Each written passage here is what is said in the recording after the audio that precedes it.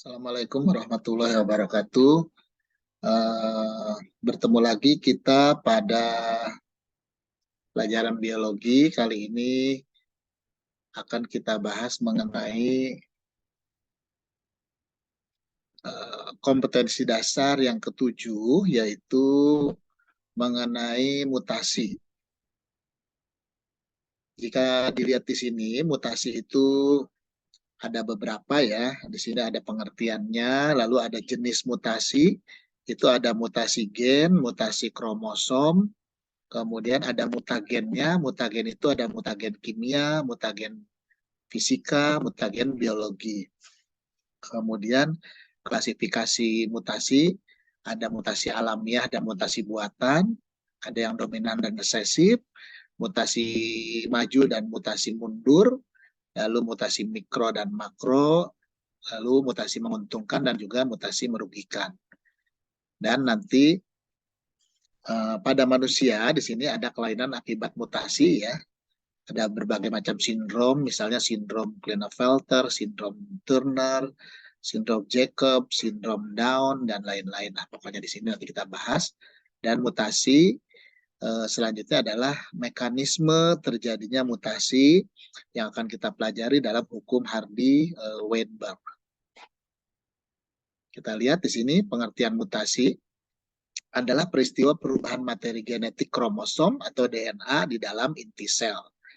Jadi kalau misalnya kita lihat di sini di gambar ya, kromosom 1, 2, 3, nah yang mengalami mutasi ini dikenal sebagai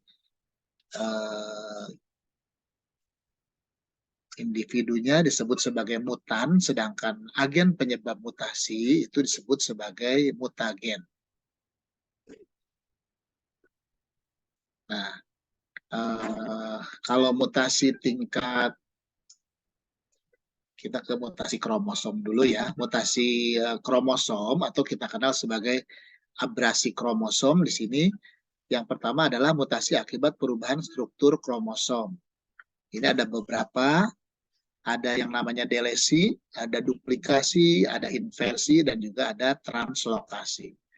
Kalau delesi itu seperti di gambar sini, berarti ada beberapa part atau bagian kromosom yang hilang, itu namanya delesi. Sedangkan duplikasi di sini ada beberapa bagian kromosom yang membuat atau membentuk duplikatnya. Kemudian inversi, kalau inversi itu artinya perubahan letak gen dalam kromosom ya. Tapi kromosomnya, gennya di dalam kromosom itu tidak ada yang hilang atau yang berubah. Yang berubahnya hanya urutannya saja. Nah, yang keempat itu adalah translokasi. Kalau translokasi adalah perpindahan gen dalam kromosom yang tidak homolog gitu. Ini kan kromosomnya kromosom nomor 4, nih kromosom nomor 20. Kalau dia berpindah satu sama lain itu disebut sebagai translokasi. Kemudian di sini yang kedua mutasi akibat perubahan jumlah kromosom ya. Misalnya yang pertama adalah euploid. Euploid itu perubahan seluruh set kromosom yang kita kenal sebagai genom.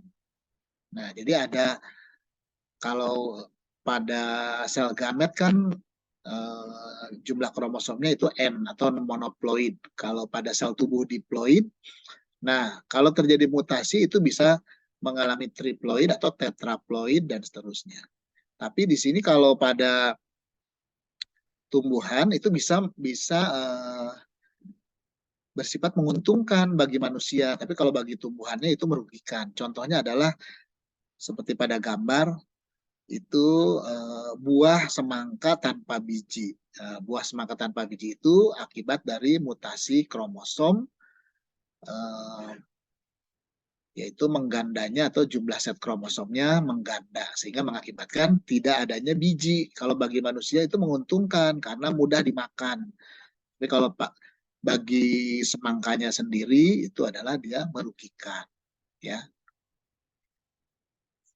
Kemudian yang B di sini adalah abrasi, mutasi kromosomnya jenisnya Mutasi akibat perubahan jumlah kromosom. Ya, yang pertama adalah haploid.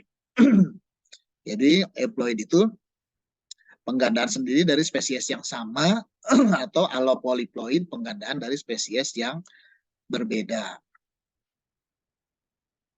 Kemudian yang kedua unhaploid. Di sini unhaploid misalnya adanya penyebabnya adanya anafase lag. Jadi anafase lag itu pada waktu anafase dia tidak bisa lanjut ke telofase atau non-disjunction, yaitu pasangan-pasangan kromosom gagal untuk berpisah, itu namanya non-disjunction.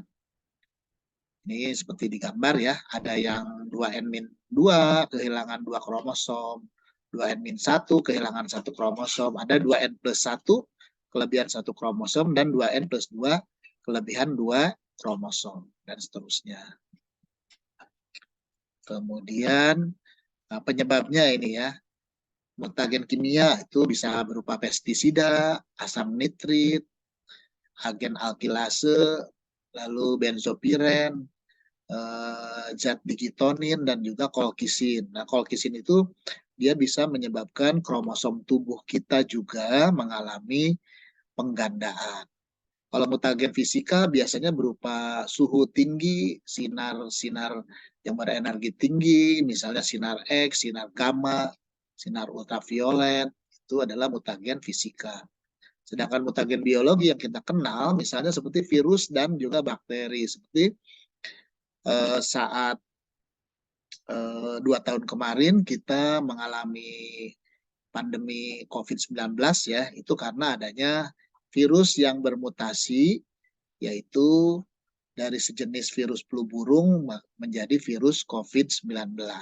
Nah, itu adalah virus dan bakteri termasuk mutagen biologi yang juga tidak kalah berbahayanya dengan mutagen kimia dan mutagen fisika ya, hingga menyebabkan mutasi di seluruh dunia secara global hingga 2 tahun lebih. Nah, mungkin itu saja untuk pembelajaran mengenai mutasi kromosom. Nanti kita lanjut pada pertemuan berikutnya. Assalamualaikum warahmatullahi wabarakatuh.